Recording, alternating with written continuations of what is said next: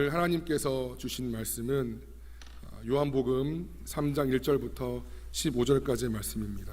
요한복음 3장 1절부터 15절까지의 말씀입니다. 신약 145페이지에 있습니다.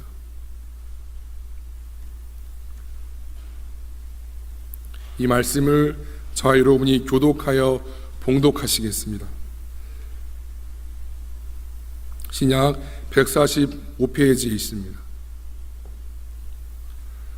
봉독합니다. 그런데 바리새인 중에 니고데모라 하는 사람이 있으니 유대인의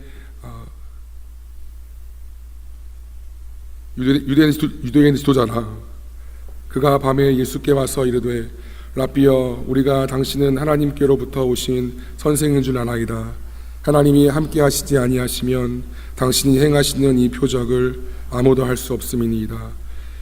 예수님 대답하여 이르시되 진실로 진실로 내게 이르노니 사람이 거듭나지 아니하면 하나님 나라를 볼 수 없느니라.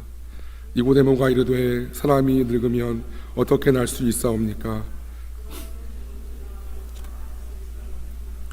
예수께서 대답하시되 진실로 진실로 내게 이르노니 사람이 물과 성령으로 나지 아니하면 하나님 나라에 들어갈 수 없느니라. 육으로 난 것은 육이요 영으로 난 것은 영이니 내가 네게 거듭나야 하겠다 하는 말을 놀랍게 여기지 말라.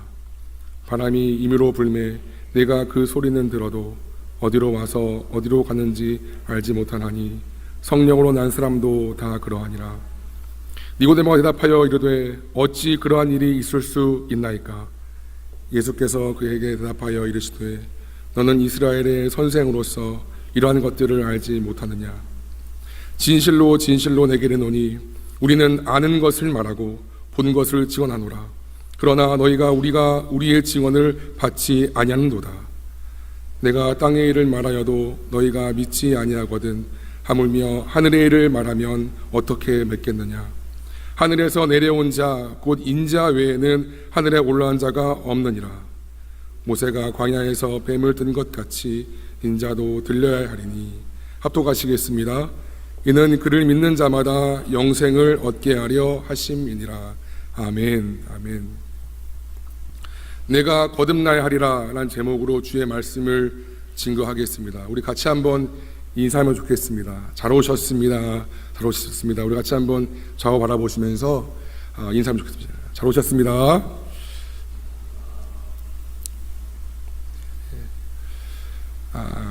잘 오셨어요.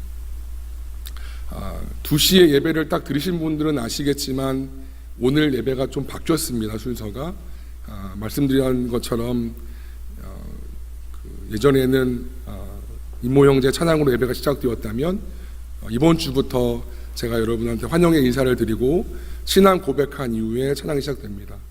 여러분 환영의 인사부터가 예배 시작이니까요. 늦지 마시고 준비된 마음으로 미리 5분 전이라도 오신 상태에서 기도로 준비하시면 참 좋겠습니다.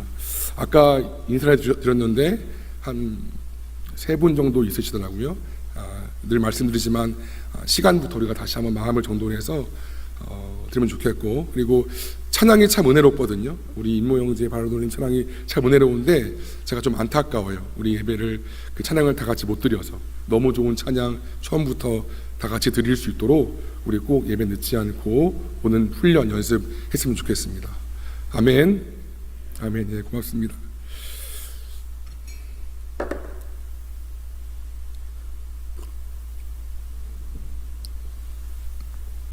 집이나 마당에서 꽃을 키워보신 분은 느끼셨겠지만 꽃을 키우다 보면 꽃이 다양한 성질이 있다는 것을 볼 수 있지요. 먼저 꽃은 햇빛을 향해 자라나는 그런 성질이 있습니다. 이걸 식물의 굴광성이라고 합니다. 이러한 성질로 인해 우리가 잘 아는 것처럼 꽃은 햇빛이 있는 쪽으로 잎과 줄기가 기울지요. 이건 옥신이라는 것 때문에 그렇다고 해요. 옥신이라는 물질이 햇빛이 없는 쪽에 모이게 되고 옥신이 모이면 더 잘 자란대요. 그러니까 햇빛이 있는 쪽으로 기우는 거지요. 꽃은 중력도 느낄 수 있습니다. 땅 속에 씨를 뿌리면 뿌리는 늘 항상 그렇듯이 밑으로 뿌리를 박지요. 그리고 줄기는 위쪽을 향해서 자랍니다. 싹이 트인 씨를 반대로 뿌리가 위쪽을 향하게 하고 줄기 아래쪽으로 향하게 해도 시간이 지나면 똑같이 뿌리가 밑으로 향하는 것을 봅니다. 이러한 성질을 굴지성이라고 합니다. 또한 꽃의 뿌리는 식물에게 꼭 필요한 물이 있는 곳으로 나아가지요. 이걸 식물의 굴수성이라고 합니다. 나팔꽃이나 완두처럼 덩굴손이 있는 식물은 곱게 자라다가도 덩굴손이 다른 물체에 닿으면 우리가 아는 것처럼 굽지요. 이런 것들을 굴촉성이라고 부릅니다. 꽃은 이렇게 많은 성질을 가지고 매일매일 자라가지요. 누가 시키지도 않았는데 꽃은 햇빛과 물 그리고 필요한 자양분을 매일매일 흡수하면서 자라갑니다. 이는 그 꽃이 생명이기 때문이며 꽃을 비롯한 모든 보이지 않는 미생물까지 이 땅의 모든 생명은 본능적으로 살아내고 보존하고 성장하려는 의지인 생명의 힘, 곧 생명력을 갖고 있습니다. 우리 오늘 본 말씀은 우리가 잘 아는 것처럼 주님과 니고데모와의 만남의 장면입니다. 여러분, 니고데모가 누구일까요? 그는 유대인의 그런 리더였습니다. 타고난 성경 선생님이었고요. 예루살렘에서 크게 존경받던 사람이었습니다.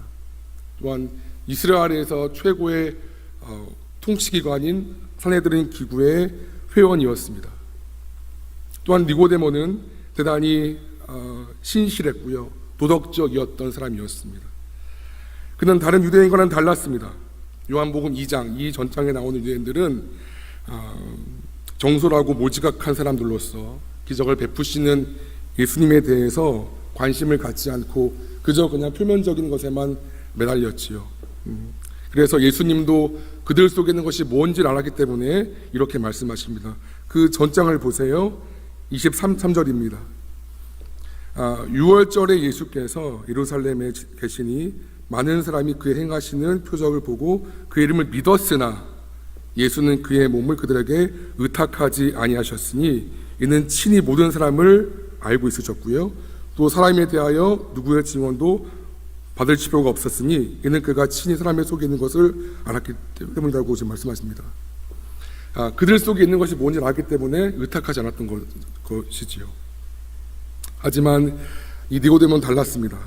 3장 1절도 그래서 보시면 그런데 라고 시작하지요.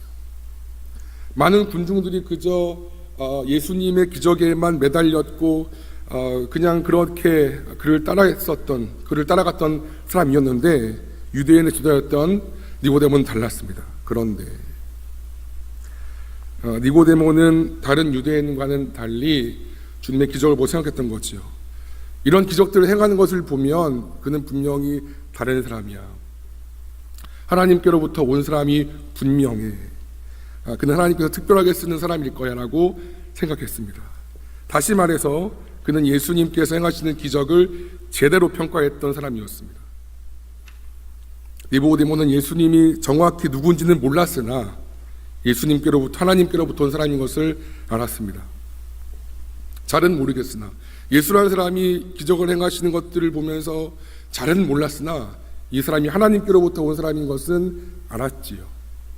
그는 자신이 아직 접하지 못한 어떤 새로운 것이, 어떤 낯선 것이 주님께 있음을 알았습니다. 그래서요, 용기를 내고 자신보다 나이도 어린, 그는 산헤드린 회원의 최고 통치기구의 회원이었고 유대인의 교사였는데 나이도 어리고 한낱 목수인 사람한테 랍비라고 부르면서 나아갑니다. 참 겸손했지요. 그는 다른 유대인들과는 달리 진지한 고민을 가지고 예수님께 나아갔습니다. 참 괜찮은 사람이었어요. 그냥 그런 군중이 아니었고요. 비록 예수님을 믿지 않았던 유대교의 리더였지만 참 도덕적이었고 나름 유대교에서 신실했고 많이 알았고 교사였고 도덕적인 신실했던 사람이었어요. 그런 사람이 나간 거예요. 그러나 그런 니고데모를 보시면서 주님 매우 단호하게 말씀하세요. 진실로 진짜 너에게 말하는데 네가 거듭나야 하리라. 그래야 하나님 나라를 볼 수 있다고 말씀하십니다. 니고데모는 훌륭한 사람이었습니다. 책 내용에 더해서 우리가 부록이나 별책이 필요할 때가 있는 것처럼 니고데모는 이미 자신이 가진 것에 더해서 어떤 스승인 주님으로부터 뭔가 더 얻기를 바랬어요. 그래서 나아갔지요. 그러나 그것은 그의 치명적인 착각이었어요. 자기보다 뭔가 레벨이 다르구나, 이분은 뭔가 다른 분이구나 라고 해서 나아갔는데 뭔가 자기가 하는 그 좋은 지식에 플러스해서 더하기를 원했지요. 나아갔어요. 근데 그것은 그의 착각이었습니다. 책 자체가 처음부터 잘못되었습니다. 책 내용에 별책이나 부록이 더해진 것이 아닌 것이고 책 내용이 처음부터 잘못되어 있었습니다. 처음부터 완전히 다시 써야 했습니다. 니고데모는 자신이 얻고자 하는 것이 생명임을 깨닫지 못했지요.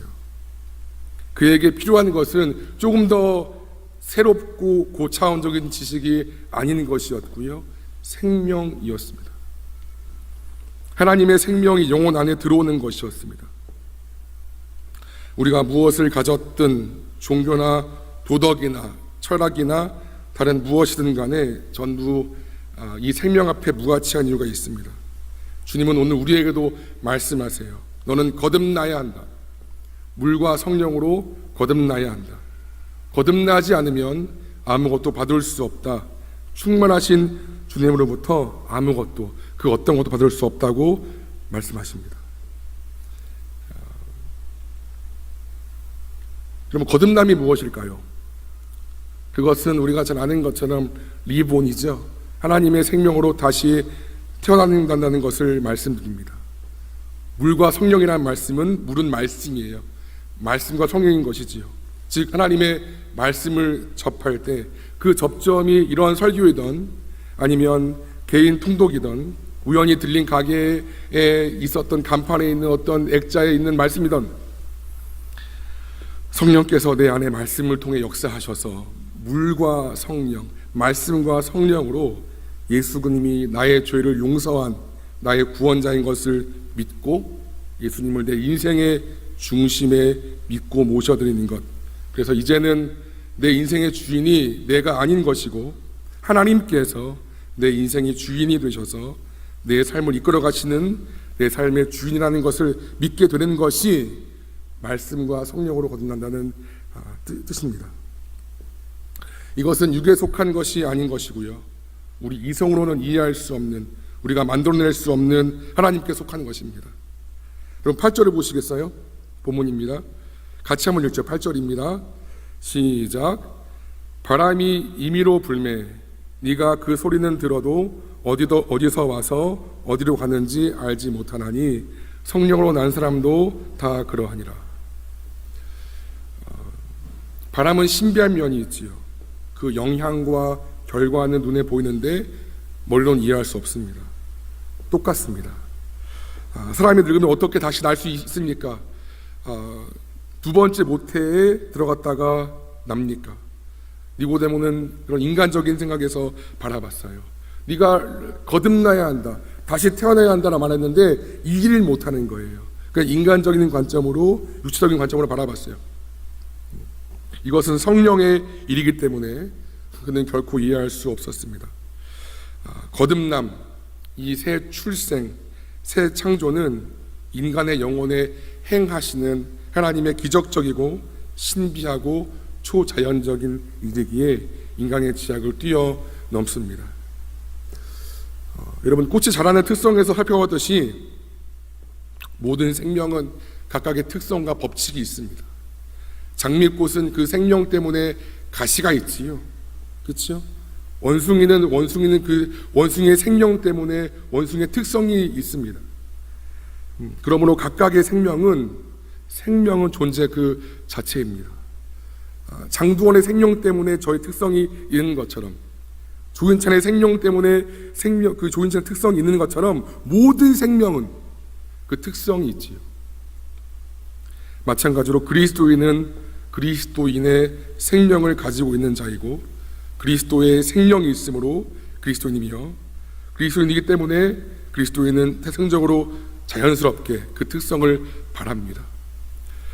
그리스도의 생명이 있기 때문에 그리스도인이고 그 생명력이 우리는 다 있기 때문에 자연스럽게 그리스도의 특성을 바라는 것이 맞지요. 그렇죠? 모든 생명은 존재 그 자체이고 꽃이 될 수 있는 것은 또 동물이 동물일 수 있는 것은 그 생명의 특성 때문에 나오는 것이기 때문에 마찬가지로 그리스도의 생명력이 있는 우리도 꽃이 불수성과 불지성과 불촉성과 불광성은 그 생명 때문에 나오는 것처럼 그리스도인도 그리스도인의 생명이 있다면 그 특성이 보이는 것이 맞지요. 반대로 그러므로 내가 만약에 참 그리스도인이 아니라면 반드시 있어야 할 그 무언가가 없다는 것입니다. 성경 공부나 성경 지식에 취미를 붙여서 성경을 연구하고 신앙을 연구할 수도 있어요. 기독교가 가르치는 내용을 믿는다라고 말할 수도 있고요. 충성된 교회 일꾼이 될 수도 있습니다. 세례받고 기독교인이라고 하는 교회의 인정을 받을 수도 있고요. 심지어 신학 과정을 거쳐서 목사가 될 수도 있지요. 그러나 이것이 여러분 내가 목사가 되고 직분을 받고 교회의 충성 일꾼이 된다는 것이 거듭남의 특성이 아닐 수도 있지요. 거듭나지 않은 성도도 있고요. 거듭나지 않은 목사도 있고요. 거듭나지 않은 신학 박사도 있습니다. 거듭났다면 그리스도인의 생명이 내 안에 있어야 되고 그 생명의 특성을 바라는 것이 맞습니다. 여러 가지 지표가 있지만 저는 그리스도의 생명의 특성에 대하여서 세 가지만 좀 말씀드리고자 합니다. 여러분, 그리스도의 생명의 특성, 다시 말해서 거듭난 자의 그런 표지는 무엇일까요? 우리가 다 바람이 임의로 부는 것처럼 성령이 눈에 보이지 않지만 성령의 역사에 의해서 우리가 거듭났다면 거듭난 자의 표지는 무엇일까요? 세 가지를 말씀드리겠습니다. 첫 번째입니다. 첫 번째 같이 읽죠. 시작. 거듭난 자의 특성은 하나님을 열망한다는 것입니다. 생명은 생명을 찾게 되어 있습니다. 다시요. 생명은 생명을 찾게 되어 있습니다. 생명은요, 생명 아닌 것에 만족하지 못합니다. 하나님의 생명을 받고 거듭난 자는 책으로 만족하지 못해요. 하나님을 정말 만났다면 그분에 관해서 많은 책을 읽고 많은 기사를 읽고 많은 것들을 내가 안다 할지라도 만족할 수 없습니다. 왜? 생명이기 때문에. 내가 인찬이를 인찬이 형제를 정말 사랑한다면 인찬이의 편지를 받고 인찬이가 누구인지 그 기사를 보고 인찬이의 어떠함을 내가 글로 봤을 때 만족할 수 없지요. 그를 만나야지요. 왜? 생명이기 때문에.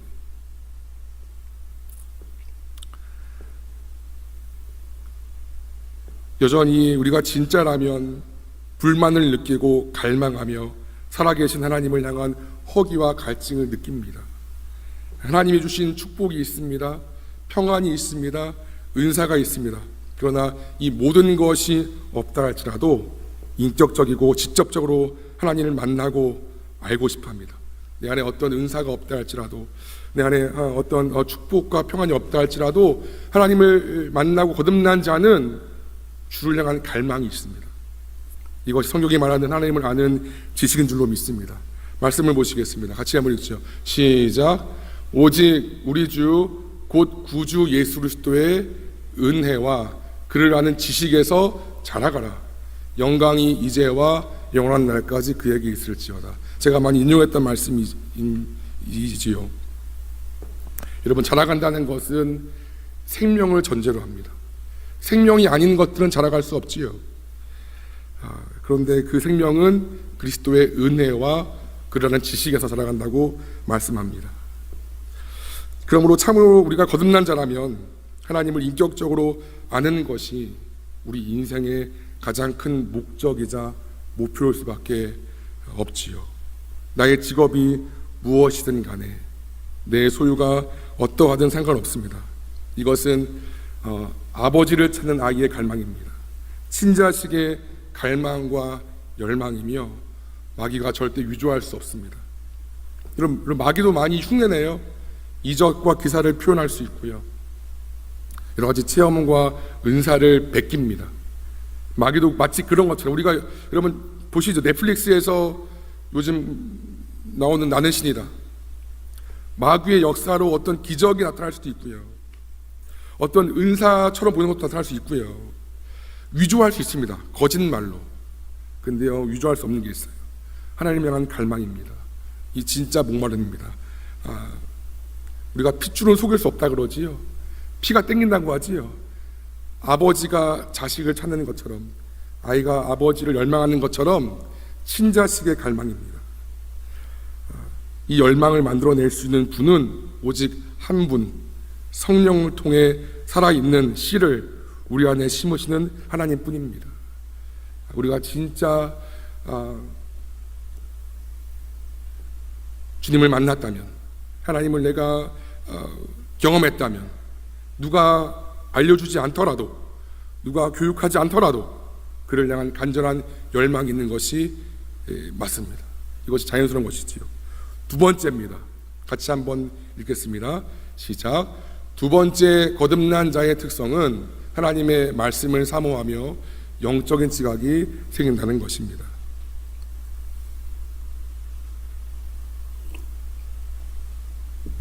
생명은 자라가지요. 성장합니다. 성장하지 않는 생명은 없습니다. 작은 씨를 땅에 심으면 생명이 발아하여서 확장되고 성장하여서 점점점 더 많은 것을 찾게 되어 있습니다.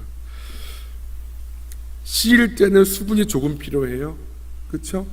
싹이 나면 더 필요하고요. 가지가 나고 줄기가 나면 더 필요하고요. 나무가 되면 더 필요합니다. 베드로전서 2장에서는 이렇게 얘기를 합니다. 같이 읽죠. 시작. 갓난 아기들의 같이 순전하고 신령한 젖을 사모하라. 이는 그로 말미암아 너희로 구원을 이루도록 자라게 하려 함이라. 갓난 아기는 여기 부모님도 있으시지만 본능적으로 어미의 젖을 찾습니다. 왜 그런지 스스로 내가 왜 젖을 찾지? 라고 인지하지도 못하는데 눈도 뜨지 못하면서도 어미의 젖을 찾지요. 왜? 본능이니까. 생명입니다. 그리스도의 생명의 양식은 말씀이지요. 그래서 베드로는 갓난 아기들 같이 아기가 어미의 젖을 살기 위해서 본능적으로 생명이기 때문에 강하게 그 어미의 젖을 빨고 그 젖을 먹는 것처럼 그리스도인도 생명이기 때문에 그 말씀을 먹으라고 말씀합니다. 그러면서 동시에 영적인 갈망 또한 깊어지는 것이지요. 여러분, 거듭난 사람일수록 자랄수록 더 많은 양분이 필요합니다. 더 많이 열망합니다. 측량할 수 없는 그리스도의 풍성함, 그리스도 안에 있는 하나님의 사랑, 영광스러운 교회, 이런 것들은 믿음의 선배들이 경험한 보물들이지요. 그러나 우리는 이 보화를 듣기만 하고 그냥 나의 모습에 안주하는 것은 아닌 것인지 돌아봅니다. 우리가 자라갈수록 더 많이 갈망해도 있어요. 예전에는 이 정도만 됐지라고 했던 사람도 우리가 믿음이 성장할수록 더 많이 말씀에 대하여서 목말라 합니다. 하지만 내가 일주일에 한 구절도 말씀을 찾지 않고 하나님 말씀을 갈망하는 그 모습이 없다면 만약에요, 둘 중에 하나인 것이지요. 아직 여러분이 거듭나지 않았거나 아픈 겁니다. 제 아이가 참 많이 활달하고 활발한데요, 조용할 때가 있어요. 가만히 있을 때가 있어요. 언제요? 아플 때예요. 아프면 그 막 난리 부리던 애가 가만히 있어요. 아프니까. 마찬가지예요. 우리가 하나님의 말씀을 물론 잘 모르는 걸 수 있지만 읽고자 하고 만나고 싶어하고 접하고 싶어하는 그 갈망이 없다는 것은 내가 아직까지 리본되지 않았거나 영적인 아픔이 있다는 것입니다. 세 번째 말씀드릴게요. 세 번째 마지막입니다. 같이 읽겠습니다. 시작. 세 번째 거듭난 자의 특성은 형제 사랑과 거룩함에 대한 사랑입니다. 말씀을 같이 읽겠습니다. 시작.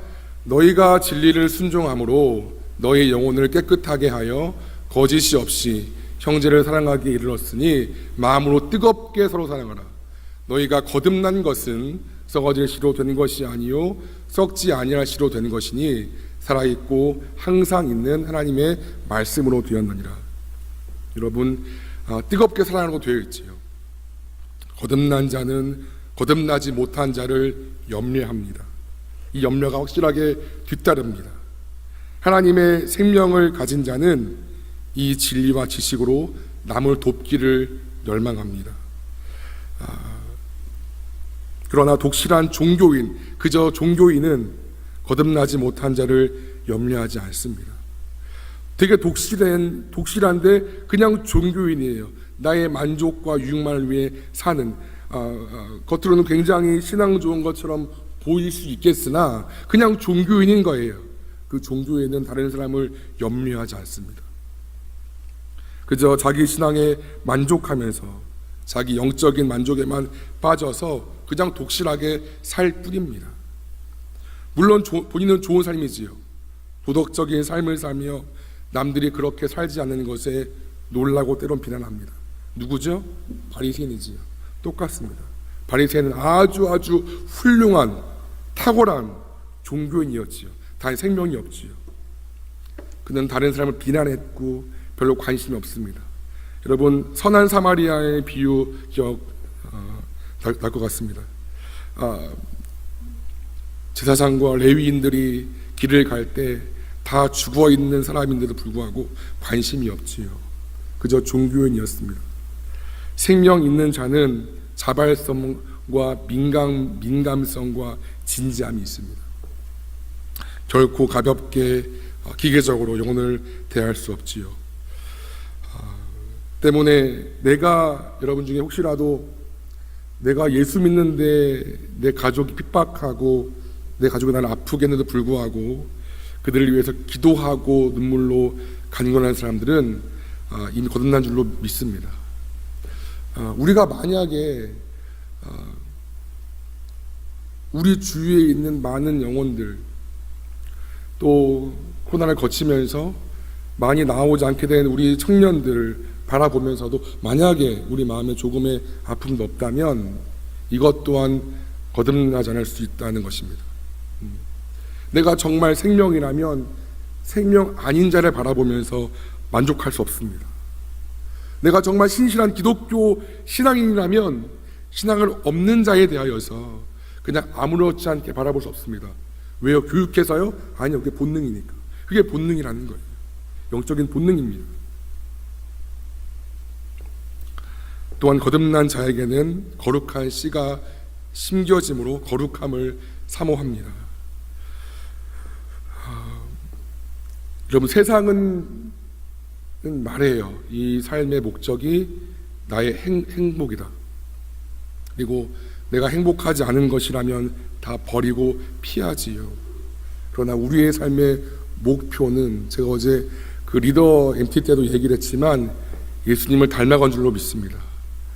우리 삶의 목표는 주님을 닮아가는 거예요. 보세요. 나를 힘들게 하는 직장 상사가 있고 나를 힘들게 하는 배우자가 있다고 칩시다. 내 행복이 목적이라면 그 사람이 빨리 내 눈에서 사라져야 되는 것이고 내 배우자와 별거하거나 갈라서는 것이 맞지요. 내 행복을 위한 것이라면. 하지만 그것이 하나님께서 나를 예수 닮게 하기 위한, 나로 하여금 그리스도를 닮게 하기 위한 것이라면, 나를 힘들게 하는 직장 상사를 통해서 나의 어떠함이 깨지기를 원하는 것이라면, 나를 힘들게 하는 것처럼 보이는 그 배우자 때문에 나의 어떠함이 깨진다면, 그래서 내가 더 예수님을 닮아간다면 그건 축복이지요. 여러분은 실제로 나의 행복에 관심이 있습니까? 아니면 거룩해지는 데 관심이 될까요? 행복을 추구하고 있나요? 아니면 하나님의 앞에 나의 의를 바라보나요? 우리의 행복이 우리의 우상이 되지 않기를 바랍니다. 하나님이 허락하신 많은 것들이 다 복이에요. 내 고난과 아픔과 내가 때론 내 생각대로 펼쳐지지 않는 상황이라 할지라도 하나님께서 허락하시는 것이 다 복인 줄로 믿습니다. 우리한테 좋은 것 주세요. 가장 좋은 것 주세요. 하지만 우리가 우리의 행복만을 바라볼 때, 행복이 우상에 되어질 때 거룩해질 수가 없지요. 말씀을 정리합니다. 새로운 지식을 찾는 니고데모에게 주님은 말씀하셨어요. 네가 거듭나야 한다. 뭔가 내가 있는 저분은 레벨은 다르구나라는 것 때문에 뭔가 새로운 것을 바라보고 그분을 찾아갔지만 주님 말씀하세요. 아니야, 처음부터 다 바꿔야 돼. 다 새롭게 해야 돼. 리본돼야 돼. 거듭나지 않는 사람은 하나님 나라를 볼 수도 없기 때문인 것이지요. 출발하지 않고는 전진할 수 없지요. 태어나지 않고는 자랄 수 없지요. 그러므로 우리 인생에서 가장 중요한 것은, 거듭났습니까? 이게 가장 중요한 거예요. 아무리 많은 교회 교육과 아무리 많은 교회 예배를 드린다 할지라도 내가 출발하지 않았다면, 내가 태어나지 않았다면 그것은 아닌 거지. 그렇죠? 내가 지금 하나님과 그의 말씀을 열망하고 있지 않다면, 혹시라도 여전히 영적인 무지와 초보적인 상태에 만족한다면, 진리를 알지 못하는 자들을 향하여 어떠한 마음도 느끼지 않는다면, 그리고 주에 대한 무감각과 거룩함에 대한 열망이 없다면 거듭나지 않을 수 있습니다. 여러분, 가장 중요합니다. 여러분 정직하게 자신을 돌아보시고요. 내가 진짜로 예수님을 내 마음에 모셨는가? 여러분의 신앙의 연수 중요하지 않지요. 여러분 어떠한 직분 중요하지 않지요. 우리가 나를 부인하고 자기 십자가를 지는 제자의 삶을 가기 전에 내가 거듭나지 못했다면 이 뒷단계는 말할 것도 없는 거지요.